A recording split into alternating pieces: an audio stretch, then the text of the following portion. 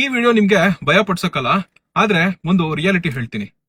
ನಿಮ್ಗೆ ಅನ್ನಿಸ್ತಾ ಇದೆನಾ, ಪ್ರತಿ ತಿಂಗಳು ನಾನು 10,000 ರೂಪಾಯಿ 20,000 ರೂಪಾಯಿ SIP ಮಾಡ್ತಾ ಇದ್ದೀನಿ, systematic investment plan mutual funds ಹಾಕ್ತಾ ಇದ್ದೀನಿ.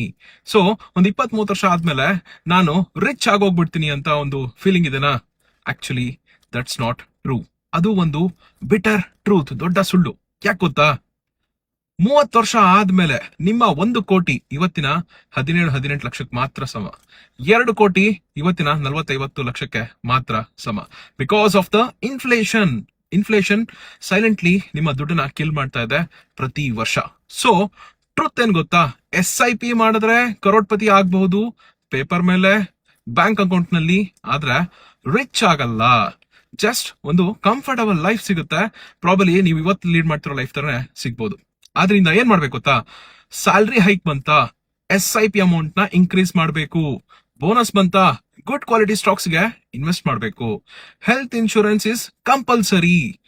ಒಂದು ಹಾಸ್ಪಿಟಲ್ ಬಿಲ್ ನಿಮ್ಮ ವರ್ಷಗಳ ಸೇವಿಂಗ್ಸ್ ನ ಕ್ಲೀನ್ ಮಾಡಕ್ ಬಿಡುತ್ತೆ. And term insurance family future ನ ಸೆಕ್ಯೂರ್ ಮಾಡುತ್ತೆ. So term insurance also compulsory. Money accumulate ಮಾಡೋದು ಈಸಿ, ಆದ್ರೆ ಆ ವ್ಯಾಲ್ಯೂನ ಪ್ರೊಟೆಕ್ಟ್ ಮಾಡೋದಿದೆಯಲ್ಲ, ಅದು ಆಕ್ಚುಯಲ್ ಸ್ಮಾರ್ಟ್ನೆಸ್. SIP ಮಾಡೋದು ತಪ್ಪಲ್ಲ, ಮಾಡದೇ ಇರೋದು ಅದು ಇನ್ನು ದೊಡ್ಡ ತಪ್ಪು.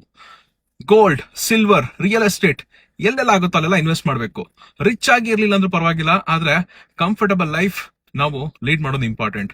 ಈ ಫ್ಯಾಕ್ಟ್ಸ್ ನಿಮ್ಗೆ ಕನೆಕ್ಟ್ ಆಗ್ತಾ ಇದೆನಾ? ಇಷ್ಟ ಆಯ್ತಾ? ಹಾಗಿದ್ರೆ ಫಾಲೋ ಮಾಡೋದು ಮರಿಬೇಡಿ. ಈ ವಿಡಿಯೋನ ನನಗೇನೆ ಶೇರ್ ಮಾಡಿ. ನಾನ್ ನಿಮ್ಗೆ ಒಂದು ಸ್ಮಾರ್ಟ್ SIP ಬ್ಲೂ ಪ್ರಿಂಟ್ ನ ಕೊಡ್ತೀನಿ.